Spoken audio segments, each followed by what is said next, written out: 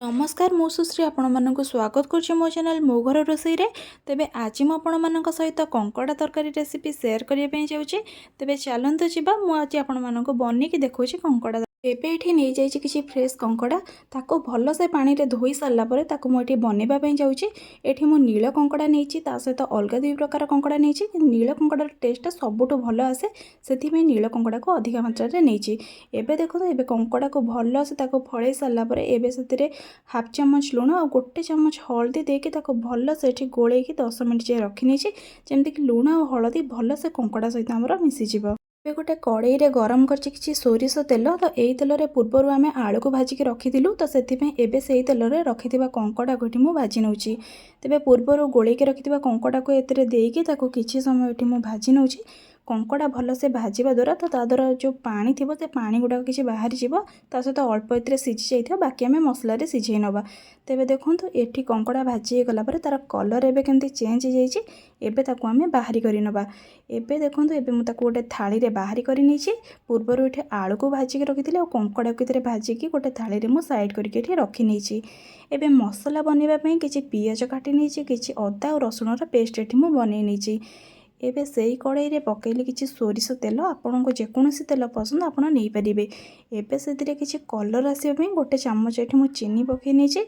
किछि समय परे चीनीटा ताती कि जतबेले भुरु भुरु हेकि गोटे रेड कलर देके बाहरिबो आमे सेई समय अलगा मसला पकेइबा। एबे सेतिरे पकेइले किछि गोटा मसला किछि समय परे फुटी गला परे एबे सेतिरे किछि तेजपत्र को पकेइके किछि समय आमे से तेल रे फुटेइ नबा। एबे हेइ गला परे सेतिरे एबे पूर्वरु काटि के रखिथिबा एठी मु पियाज को नै जाइछि। एबे सेतिरे पियाज पकेइछि देखंतु एठी जो पियाज तो काटिछि मु बड़ साइज रो काटि नेछि। आपण जते छोट साइज रो पियाज काटिबे आपनर मसलाटी बहुत जल्दी हेइ जिवो। एबे सेतिरे पियाज को पकेइकी ताको एठी किछि समय भाजी नेछि। पियाज टिके मळि न पड़िया पे सेतिरे अल्प टिके लूण पकेइ नेबे। एबे पियाज हेइ गला परे एबे सेतिरे किछि अदा और रसुण रा पेस्ट मु पकेइ नेछि।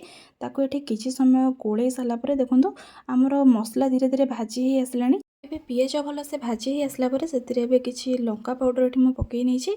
एबे ताको भल से भाजी नबा सेतिरे अल्प टिके पानी देके ताको किछि समय कसी सारला परे एबे सेतिरे किछि चिकन मसला और किछि धनिया पाउडर एठी पकेइकी ताको भल से गोळेई सारला परे 2 ରୁ 3 मिनिट पर्यंत ताको एठी भल से कसी नबा। तेबे देखंतु एबे हमर मसला रे किछि टमाटो पकेइ नेछि। टमाटो को पाखा पाखी से मसला रे 2 ରୁ 3 मिनिट पर्यंत भाजीबा परे मसला को पानी दे देबा। मसला रे पानी देके ताको एठी किछि समय भल से कसिबा पई छाडी नबा। एबे टिके मसला हेइ गला परे सेतिरे गोटे चम्मच एठी हल्दी गुंड पकोछि। एतिरे स्वाद अनुसार एबे लूण पकेइकी ताको एठी 3 ରୁ 4 मिनिट पर्यंत मसलाटा फिटिबा पर्यंत ताको आमे भल से कसिबा। एबे हमर मसलाटी भल से फिटिकी प्रस्तुत हेइ आसलानी। एबे सेतिरे पूर्वरु भाजी के रखिथिबा कंकड़ा और आलू को एटिरे पकेइकी ताको एठी किछि समय आमे कसिबा। तेबे देखंतु एठी मु ताको भल से केमिति कसी नउछि पाखा पाखी 10 ରୁ 15 मिनिट भल से आमे कसी नबा। तेबे किछि समय परे कसिला परे देखिबे तार कलर एमती चेंज हेइ आसलानी माने मसलाटी हमर बहुत भल से कसी हेइ गलानी कंकड़ा सहित। एबे सेतिरे आमे झोल पई जेतिकी पानी आवश्यक सेतिकी पानी देकी ताको किछि समय आमे फुटिबा पई छाडी नबा। एबे पूर्वरु मु पानी को गरम करके रखिदिली तो से गरम पानी को मुठी झोल रे देई दउछि। तो किछि समय परे फुटी गला परे जेतिकी झोल आवश्यक सेतिकी पानी रखिकी सेतिरे एबे मु गरम मसला पकेइ नउछि। एबे गरम मसला को पकेइके ताको भल से एठी मु कोळेकी किछि समय छाडी नेछि। हमर प्रस्तुत हो जाइए कंकड़ा तरकारी। तेबे केबे एई प्रोसेस रे आपण माने कंकड़ा को आनिके घरे ट्राई करंतु। तेबे मते कमेंट बॉक्स रे जणैबे वीडियोटी आपण मानको केमिति लागिला।